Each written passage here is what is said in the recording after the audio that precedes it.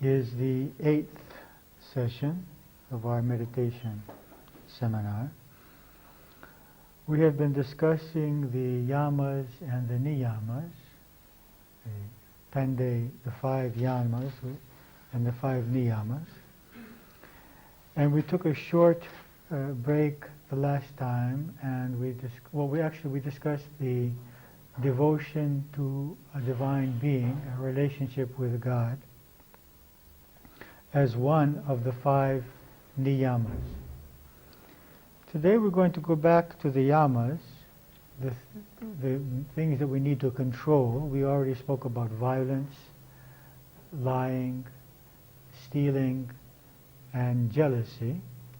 And the 5th matter of control is called the brahmacharya, which is interpreted in various ways, all the way from total sexual abstinence to sexual moderation or a logical sexual life. So we're going to discuss today the role of sex, the role of erotas.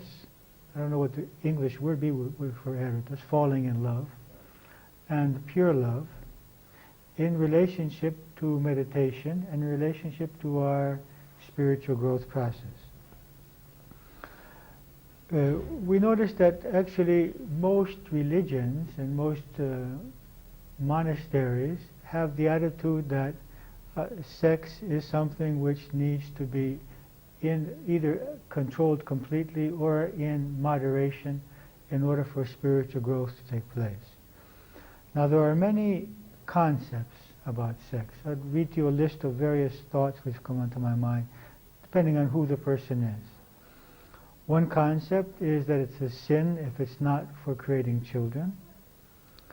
Another is that it's made pure by the sacrament of marriage, and if it's outside of marriage, it's not. Another is that it's okay anytime if there is love, whether in marriage or not marriage. Another is that it's a sacred act of union between 2 conscious beings. Another concept is that it's good for one's health. Another is that it wastes precious vital energy, which could be directed in other directions. This is more so for the man than for the woman. Another concept is that it should be totally free, that there should be no limitations whatsoever, and that if one suppresses one's sexual energy, that it could create physical or psychological damage. Another concept that it's okay for men to have extramarital relationships, but not for women. Another is that it's okay for men and women. Another is that it's not okay for anybody.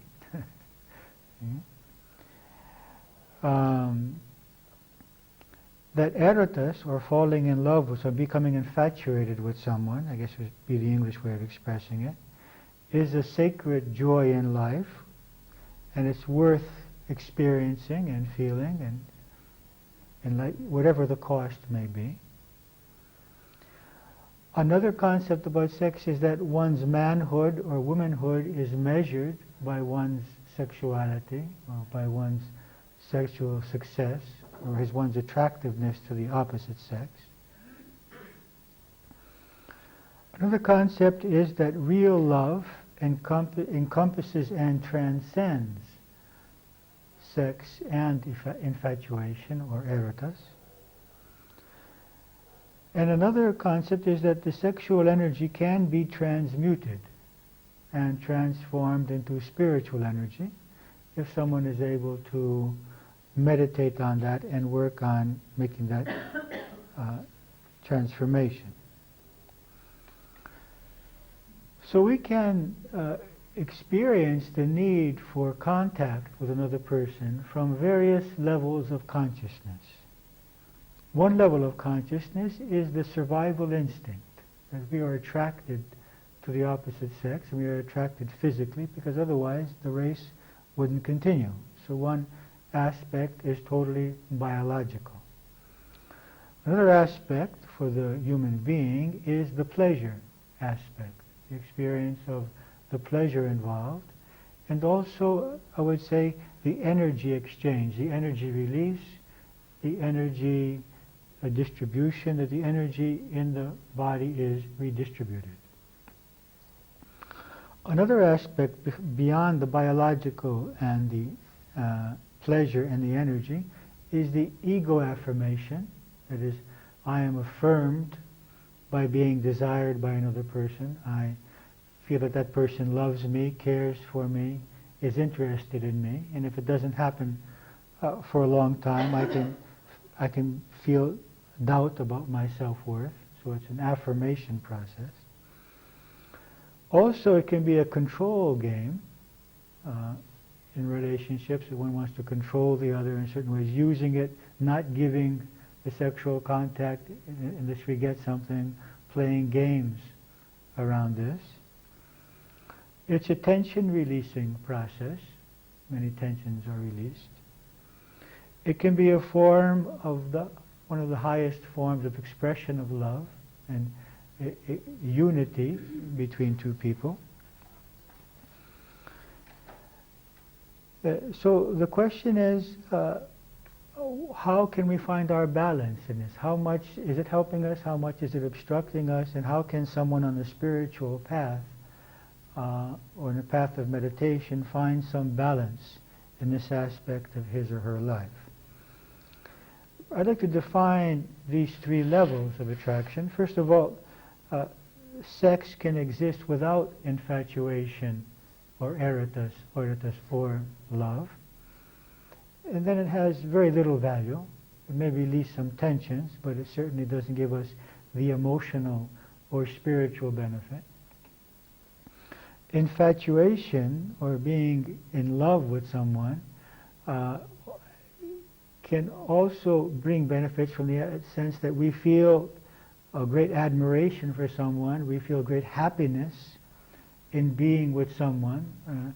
We see many positive qualities in this person, and but this creates a form of attachment and enthusiasm which usually doesn't last.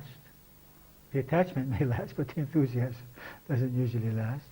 And so then the relationship is in a situation where it either has to move to love, or it becomes a very dead kind of relationship in which there's not the infatuation anymore, but we haven't moved on to the level of loving the other person, but we're still not as enthusiastic as we were. So sex is something which has a very short effect. This being in love has a longer effect, and loving someone purely has an eternal effect. So loving them regardless of their attributes, because when we're in love with somebody, we're in love with certain attributes that they have. And when we see that they have other attributes which are not so exciting to us, don't make us so happy, then it's very easy to get out of love and this kind of infatuation. So we have to move to another level where we love the other person regardless of the attributes. They will have some positive things which make us happy and some other things which make us unhappy. We have to move from infatuation to love. Now, what are some of the disadvantages of sex without love? One is that I cannot see the other being as a soul, or perhaps even as a personality in some cases. I see them as an object for the fulfillment of my needs. So I can't connect with this person on a higher level. A second aspect is that when I have sexual contact, our auras, or our energy fields, or our emotional bodies become open to each other, which means that I am in a state of being affected by how this person reacts. I become much more susceptible to this person's energy, thoughts, beliefs, and emotional state. Now this is not a problem at all when I have decided to use my relationship with this person as a spiritual growth process. So being open to this person and being affected by this person's behavior becomes a stimulus for my growth. So every time I'm unhappy about something, I have the opportunity to analyze myself, to see what my attachment is, what my fears are, where I'm being ego-centered, and I can grow. Whereas when I have sex with someone with whom I am not committed to growing with, or going through that relationship, then what's happening is I'm being affected by this other person's emotional states, but without working on them. And so this creates a number of inner conflicts and a psychic draining of our emotional body. Now if this happens, if we happen to have more than one relationship at a particular time, having contact with more than one person, then this problem multiplies and our energy level is definitely depleted. And when we're sitting trying to meditate, or trying in any way to arrive to a higher level of consciousness, it's difficult for our mind to disengage itself from all of the emotional activity which is created by opening ourselves sexually to these people, or emotionally then to these people. So one very clear issue is that it's better for there not to be sex if there is not a love commitment in that relationship. They haven't chosen that I am interested in investigating, making this a conscious love relationship through which I can grow, regardless of the sacrament of marriage. I don't think that's extremely important, but the idea that I have committed myself to taking this relationship seriously. Otherwise, it will be a draining factor on our emotional and spiritual life. Another factor is that it can become addictive, so that we have no other way of balancing our energy, so that when we don't have the release of the sexual activity, then we start to have negative emotions or frustrations and these kinds of feelings. So it's fine. So it's fine if we can have it, but if it becomes an addiction and we can't have it, then this creates various emotional problems. Now, on the other hand, sexual contact and infatuation can also be a very healing process. For someone who is feeling separate and isolated, it is definitely a moment in which he feels unity. For someone who has not got a good self-image, his self-image is improved by the fact there is someone who wants to be with him and who desires him and respects him and wants to engage in this intimate contact with him. Someone who is blocked physically has his blockages released, and his energy, his body, experiences a greater flow, a freer flow of energy. Obviously, it's the only way to create children. Well, not anymore, perhaps. It used to be the only way to create children, or basic way. It's the most traditional way to create children. Okay? And also, there is a factor of discharging the polarity. You see, we are born with a certain polarity, physically and psychologically, as men and women, male and female, which in the process of our growth, eventually we need to incorporate both male and female qualities. But until we do that, we are more fortified, we are more polarized to one type of energy or the other. When we come in contact with the opposite sex, this polarization disappears and we are completed in that process. Our energy becomes depolarized. Now, this could also happen by communicating through words, by massage, by holding the other person, by coming into any kind of deep energy contact with the other person. But because many couples don't have very much emotional contact or very much affection, the sexual act becomes the only way they become balanced. And this at least for the man, has the tendency to lessen his energy level. I've also heard women say the same, that their energy level is lessened to some degree, but it's more so for the man. Whereas intimate contact, physical contact, holding, caressing, even kissing or loving, or just being in that contact so that the energy field of the one person unites with the energy field of the other person and creates this feeling of unity and oneness, could create the balancing of that polarity without the loss of energy. So there are some couples on the spiritual path who choose to engage in intimate physical contact without always coming to orgasm, because this allows them to energize themselves, to experience the balancing of the energy, to experience the unity of the energy without the loss which is sometimes associated with the orgasm.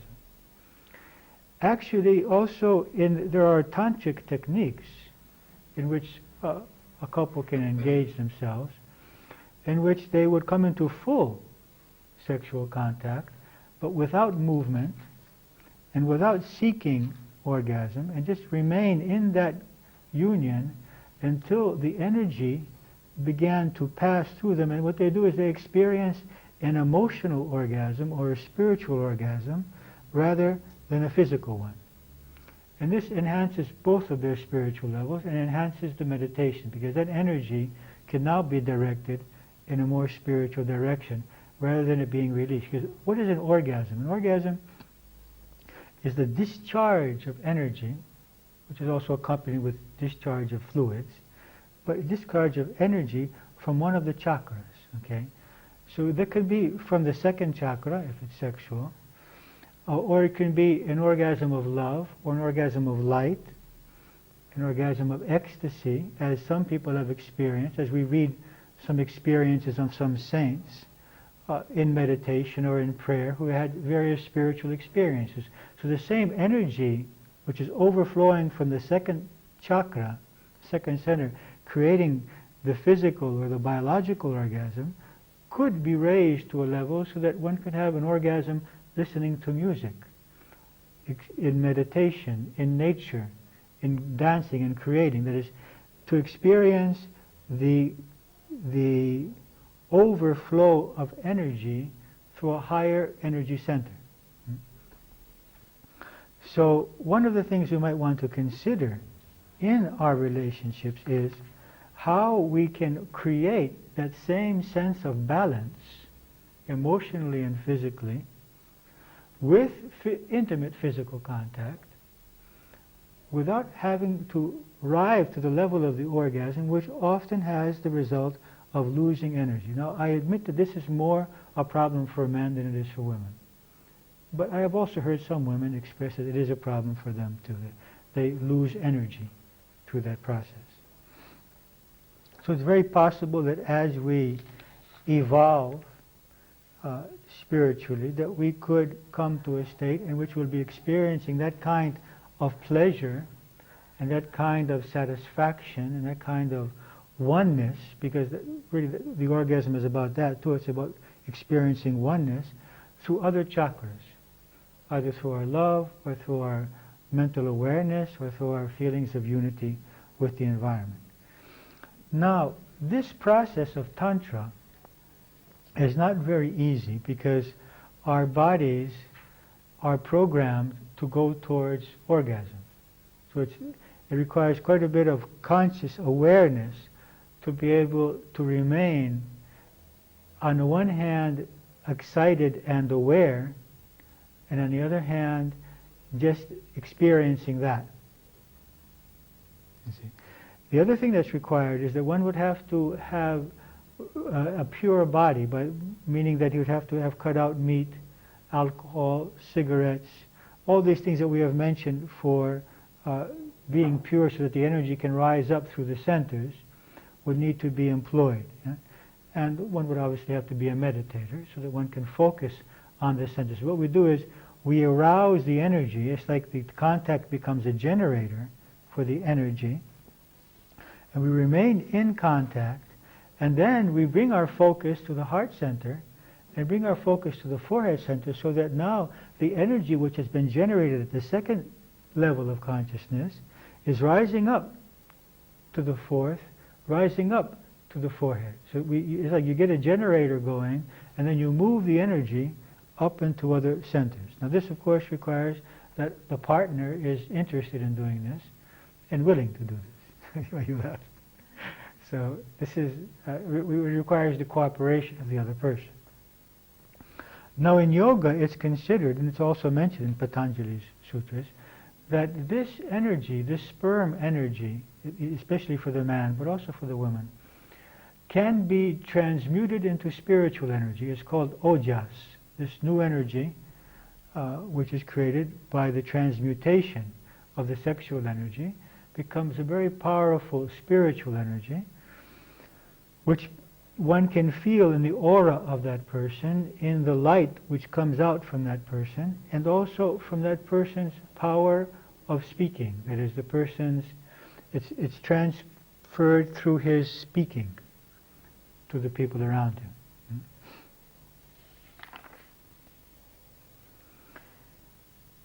Now, concerning the polarity,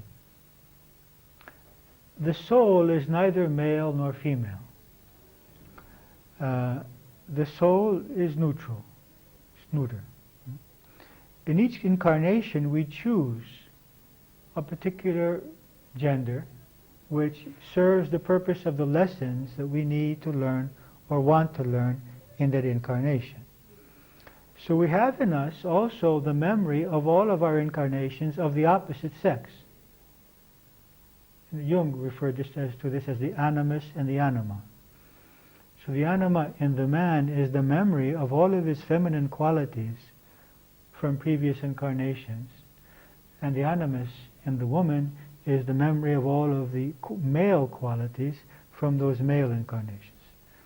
The ultimate goal is to become totally balanced, to balance the male and the female qualities, to incorporate all of the positive aspects of the male and all of the positive aspects of the female, with the sensitivity, with the love, with the caring, with the strength, with the clarity, all of those, the creativity, all of those aspects together in one being, regardless of that being's gender.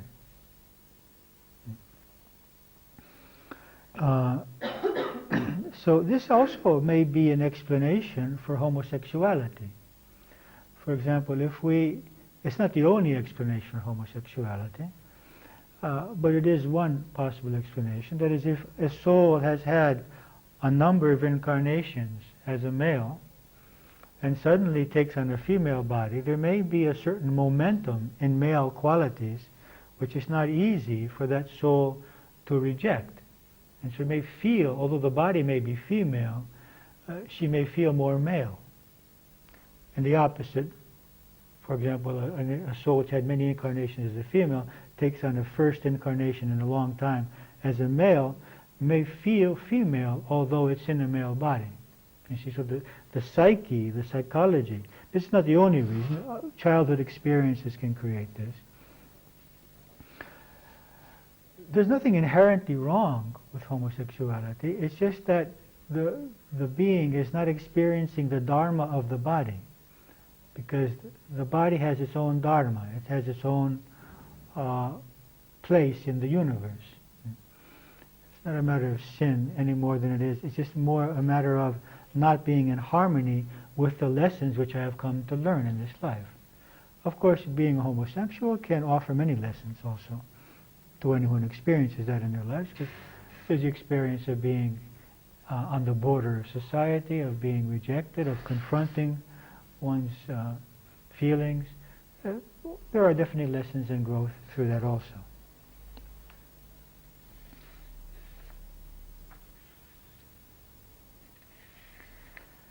So, we might compare sex, infatuation, or erotus, and love to the waves on the sea. We might say that the foam on the waves is the sex. It's very impressive, but it's short-lived. The wave itself is the erotas, or the infatuation, and the sea is the love. So one is more long-lasting and deeper than the other. The wave, the infatuation lasts a month, 2 months, a year, 2 years, 5 years. It doesn't usually last much longer than that. Whereas love can last forever. I would see sex and erotas as stepping stones to love. That it's the first attracting power, the first attracting mechanism which attracts us to the other being, what makes us want to unite our lives with them, and then in that unity we are faced with the whole problem of learning to love this person unconditionally. Okay, so at first we're attracted, and then we get into the learning process, yeah? And then we go through this whole process of growing in this way. Now this is the purpose of it. We have free will. We can choose not to grow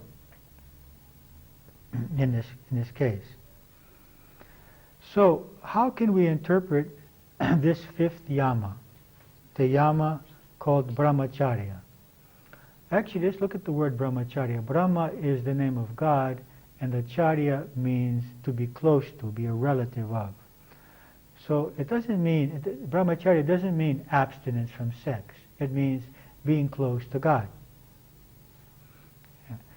So it could mean what it really means is not being involved in any infatuation, in any attachment or addiction which makes me stop seeing the divine.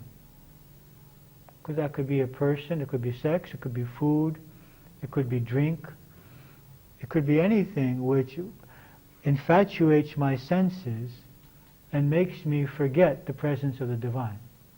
And this is why Tantra is the solution, because in Tantra the whole idea is that when I unite with my partner, I'm uniting with an incarnation of the divine. I'm uniting with the Divine Mother. I'm uniting with the Divine Father. And I'm becoming one with God as I unite with this person. This is the whole concept of Tantra, which can also be applied to food. I am eating God. This food is a manifestation of God, just as my partner is a manifestation of God. So the whole idea of brahmacharya is not so much not to have sexual contact, or not to eat, or not to do any of these things. It's to be aware of the divine when I am engaged in these sensual inputs. So it has to do with sensual inputs and not losing the awareness of the divine when I'm engaged in sensual pleasure. And that's the whole idea of Tantra. So what can we say here about how we can interpret brahmacharya in our Western lives? The possibility of totally transmuting this sexual energy is quite difficult. It's quite difficult, and probably one would have to be in a monastery. If he watches television, if he reads newspapers, if he reads magazines, if he looks at billboards, the whole society is created in such a way as to continuously stimulate. You want to sell jam, you put a sexy woman on the cover of it. Anything you want to sell, whether it's a car, anything, a cigarette. I mean, the whole society has focused on this center in order to sell what they want to sell. In movies, continuously we are programmed that people live their lives and people make love at least 20 times a week, and that a viral person will be making love every day, when the reality is not this, you see. So it's probably unreasonable to think about the possibility of living in this society and completely being able to transmute the energy. So how can we find a balance in this? One balance is that if we are not married, then we should be very clear about having sex only with someone with whom we feel that we are interested in creating a conscious love relationship. and that we are wanting to use this relationship also for our growth process. And it's not simply a physical release, because this will create various problems as far as our spiritual growth is concerned. It's also you can get ill. It's not the creation of AIDS and these kinds of diseases is not by chance. It's a direct reaction towards a man's behavior in the last 30 years, you see. So it's not by chance that this was created so as to make people think twice about just sleeping with anyone anytime. As far as when we are in a relationship, we might consider the possibility of finding other ways also to exchange this energy and to depolarize ourselves, such as hugging, holding, communicating, giving massage, dancing. And if the partner is interested, we might even consider this concept of Tantra. I have a couple of articles from magazines which describe the whole process, if anyone knows that they have a partner that's interested in this, and which describes step by step how one can come into contact and then try to work on raising the energy to the level of consciousness. So that, and more frequent exchanging of energy, saying positive things to the other person, affirming the other person, telling the other person what we admire in them, touching the other person. It's not that, we're these separate beings all week long until we come together and then we have this passionate release. It should be a constant flowing of energy throughout the day, of affirming and letting this energy flow between us. Of course, now some problems are created as one person begins to feel less need than the other person. And this could happen completely independently of any spiritual process. Most couples at some point experience this problem, one or the other, from lack of energy, because they're not feeling well emotionally with the other person, they're feeling hurt, or they're giving all their energy in another direction, begins to feel less need than the other. And then this vicious circle is created because the other feels rejection, starts to doubt whether the other person also has this biological pressure or emotional pressure building up in them. That causes them to pressure the other person more, which causes the other person even to not be able to accept affection, being afraid of the fact that the affection is going to lead to sexual feelings, which causes the first person who needs the contact to feel more rejected, because not only he's not getting the sexual fulfillment, but he's not even allowed to have affection or contact because the other person is afraid where it will lead, and it leads to serious problems in the relationship. So in such a case, it's necessary for the couple to discuss. And it's very important for the person who is feeling less need to explain to the other person that it's not that I'm rejecting you. I do love you. I do care for you. It's just that, I haven't got a button that I can push to feel this way or feel the other way. It's just something's happening. But also to discuss the possibility of allowing affection, so that at least there can be affection or hugging or holding, and the other person agreeing, okay, I'm not going to let it get sexual. So that at least there can be this exchange of energy if one of them is not feeling that they want that to move on to a sexual level. See? So because what happens is that they become emotionally cut off, physically cut off, and it creates a lot of problem in their relationship. Now, another thing that we need to avoid at all costs is simultaneous relationships. It creates a lot of problems in the conscience, it creates problems in the energy, and of course, we are doing to someone something we would not like them to do to us. So this would be the most destructive way of handling our sex life, by having a simultaneous relationship with someone.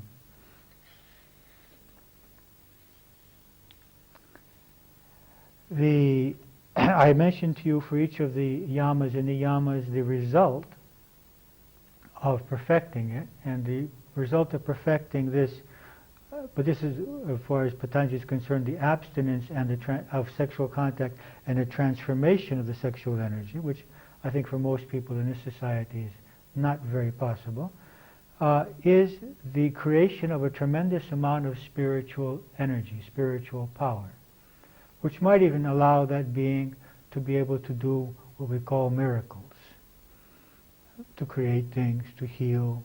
This energy then becomes a spiritual energy which could be used for healing, helping people understand things through words. It becomes a spiritual power, which we have seen in many saints who have taken this path. Okay? So today's discussion was about the fifth yama.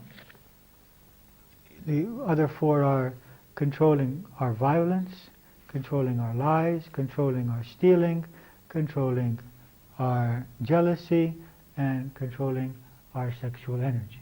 Okay? So this is the first step of yoga, and it's the first step towards meditation. Where you exist in your own personal lives, in relationship to this, you know, and you will have to find your own balance. We also mentioned that there are many positive aspects of coming into sexual contact, the balancing, the emotional, the unity, the spiritual unity. So you'll have to find your own balance in your own life situation on this. Let me remind you of the process of meditation, and then we'll have any questions after the meditation. The process is that we are doing our alternate breathing, then we are making our prayer, each one his own way of communicating with God. Then we are moving through the body, checking out any sources of tension, releasing them. Then we are focusing on the light. We are moving the light throughout the body and then around the body. And then we are focusing on our chosen object of concentration, as I mentioned to you 2 weeks ago. And then we stay with that object of concentration.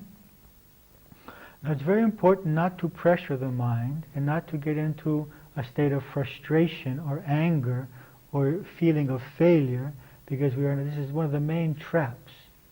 So just very calmly and lovingly, when you see that the mind has moved away from the object of concentration, bring it back to what we have decided to focus on. Do not become upset, do not become angry, do not get into a sense of failure. Okay?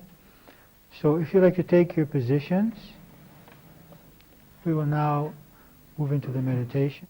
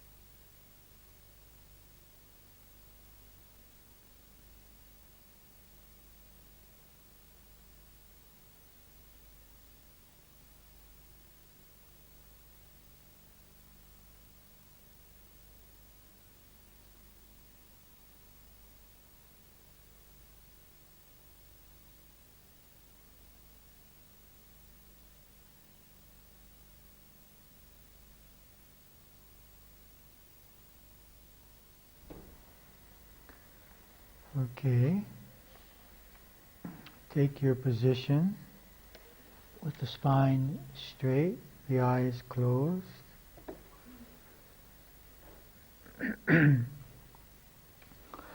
Focus on your breathing.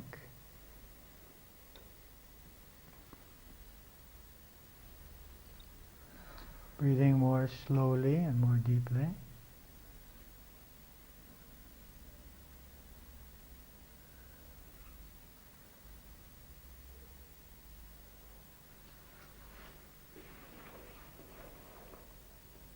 Now, whenever you feel ready, you can begin the alternate breathing, changing nostrils. As you inhale into the solar plexus, hold the energy in the heart center. Exhale, allowing the energy to flow up through the neck, and holding the suspension of the breath in the forehead. Alternate nostrils as you focus on the movement of the energy from one center to the other.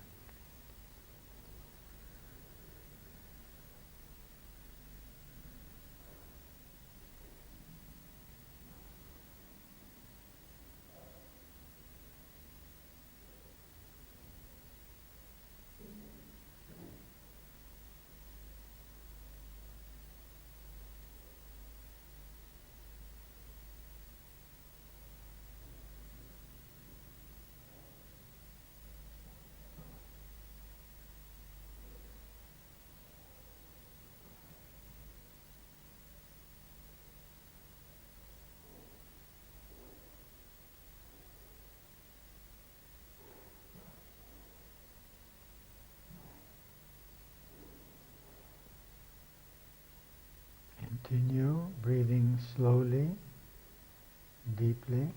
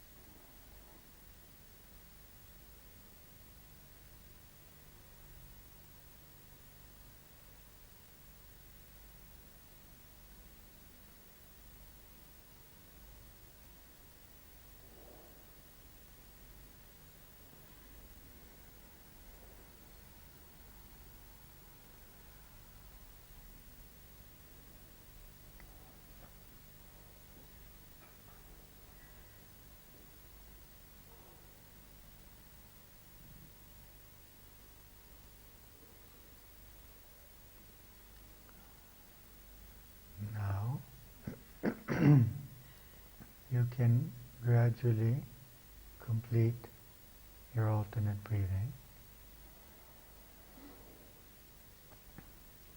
Check your body, let it be straight.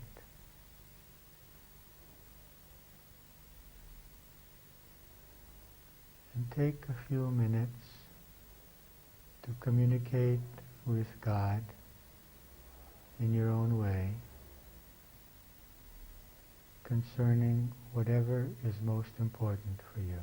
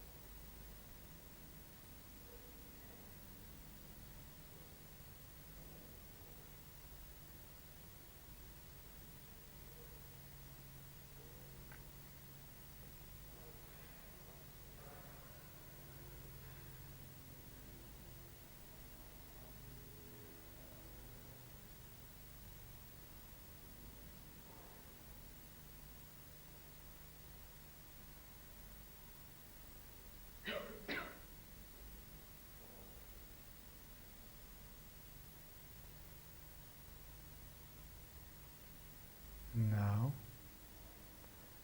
you can check the body, allowing it to become more straight and more relaxed. Allow your legs to be relaxed.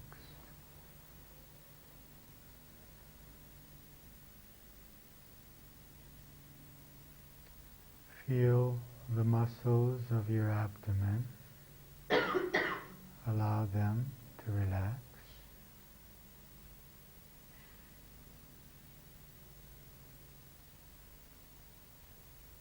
Feel the solar plexus.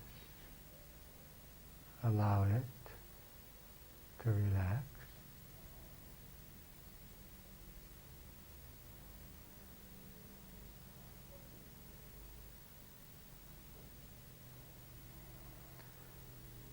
Feel your shoulders.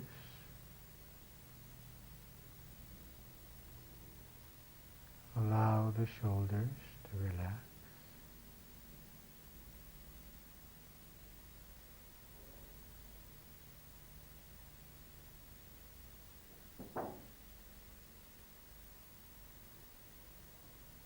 Allow your neck muscles to relax.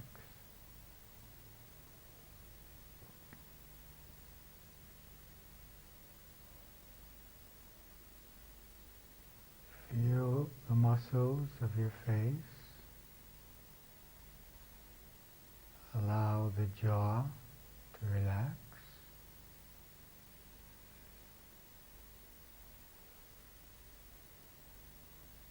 Allow the cheeks to relax.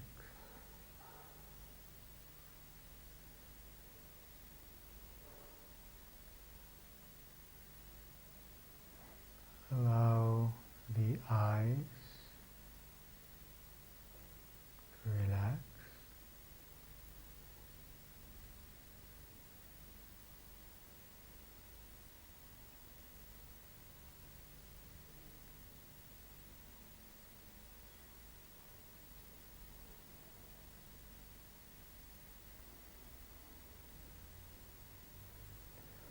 Now focus on your forehead. Allow it to relax.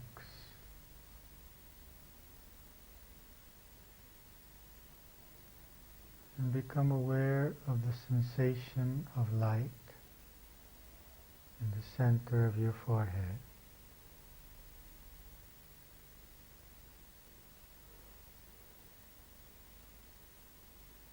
And allow the light to flow throughout your cranium,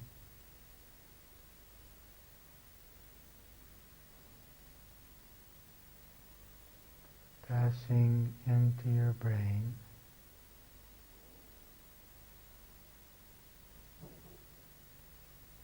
bringing peace to all the cells of the brain.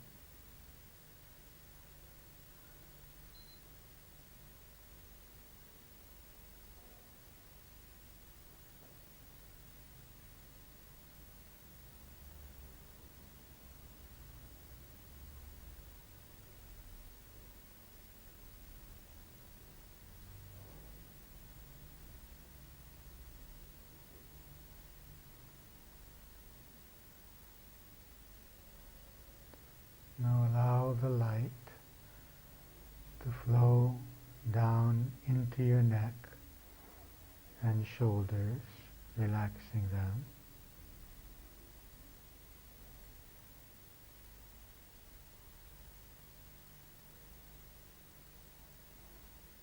Allow the sensation of light to flow into your arms,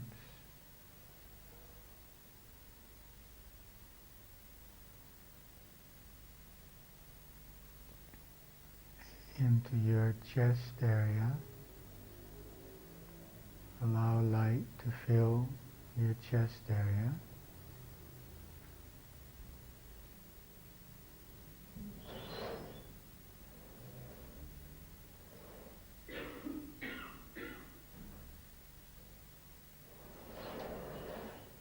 Allow it to pass into the solar plexus,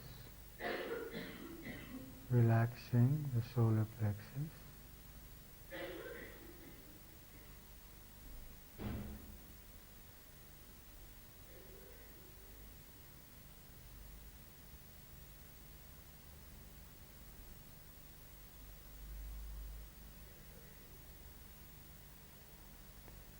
Allow the light to flow into your abdominal area.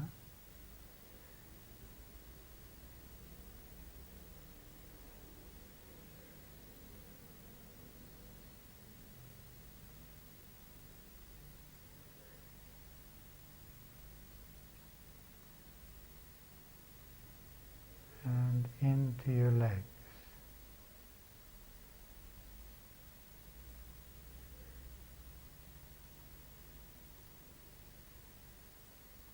So that all of your body, from the bottom of your feet to the top of your head, is permeated by the sensation of light.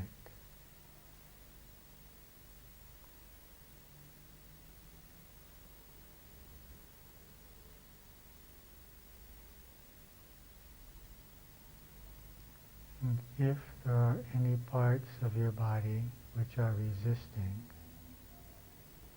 let them open now and receive this light vibration.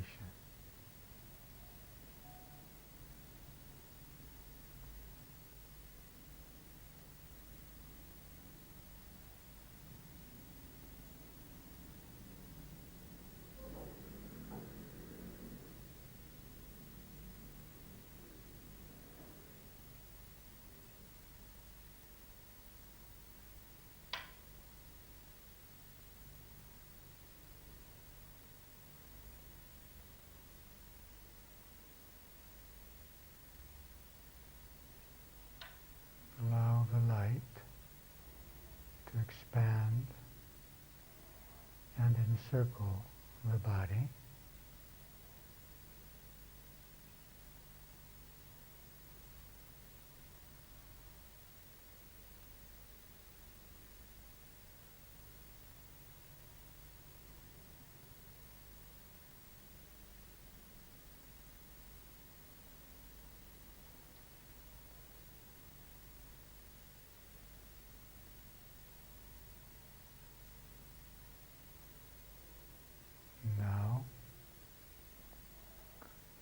can focus on the divine in your own unique way.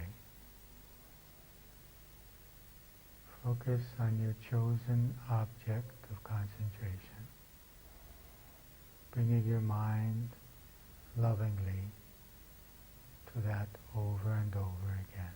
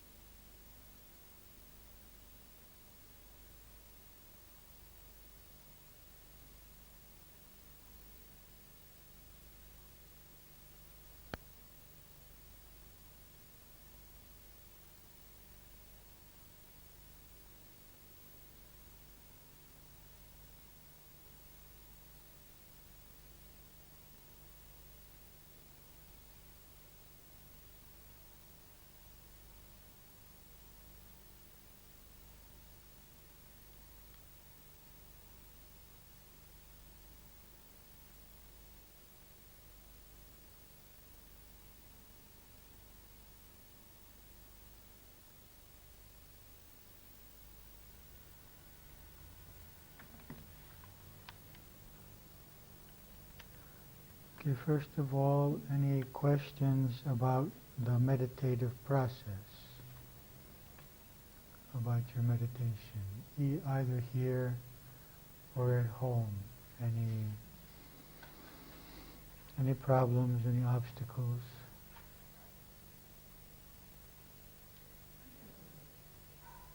Question. In terms of getting towards the alternate breathing and the energy to come up through various centers, I don't feel anything. I mean, No? I think about each of those centers and they're in that part of the breathing, but are you supposed to feel some noticeable change? Yeah, eventually you should feel some kind of phenomena in each center as you move your awareness from one center to the other. Some could be energy, could be heat, could be some sensation. Eventually it will come. Anything else you want to?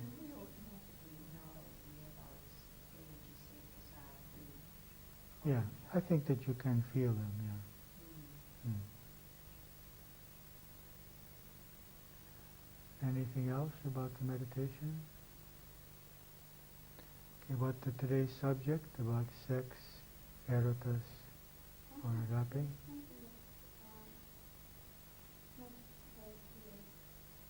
About the energy field, the aura being open. And then you become attracted to the person's face, even the other person's face. Yeah. Because your aura becomes open to his aura. Yes, yeah.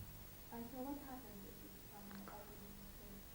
Well, if the other person's state is positive, it's fine. But if the other person is feeling hurt or angry or is rejecting us, we are much more affected than if we are being rejected by, or much more rejected by being in the presence of someone who we have not had this intimate contact. You see. We're much more susceptible to this person's negativity. I mean, you're more susceptible, not only to his negativity, you're just susceptible to his Yes. You're open. Yeah, not only for your feelings for you, but in general, as another person, you're not susceptible to what is happening inside him or her. You may be also more aware.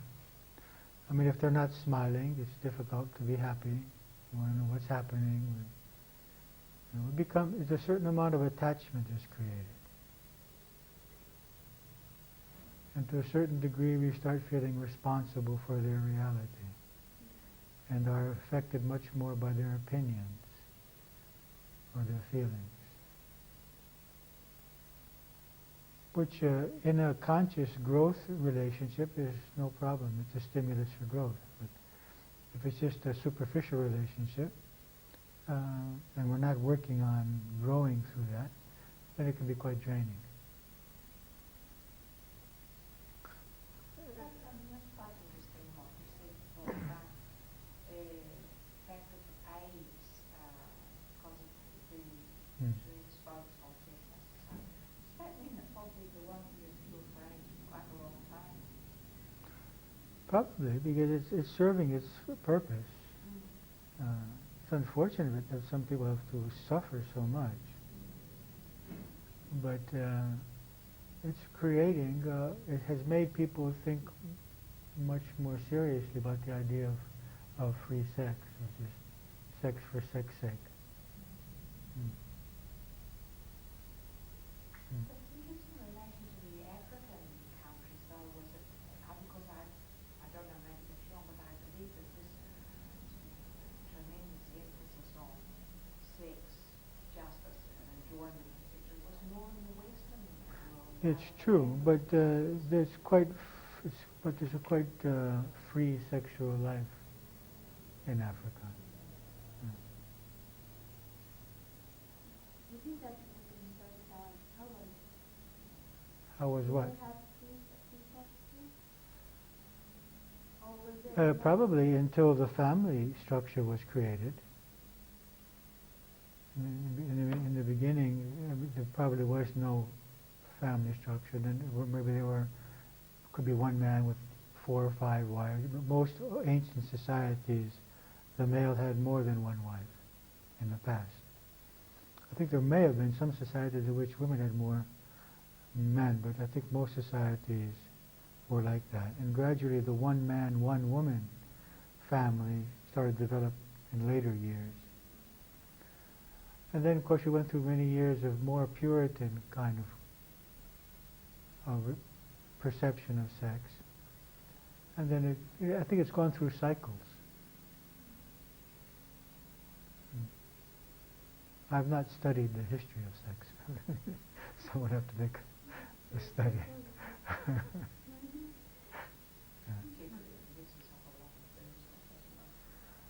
It's been given much more importance, perhaps, than really should be given to it. Yeah, that's created a lot of problems.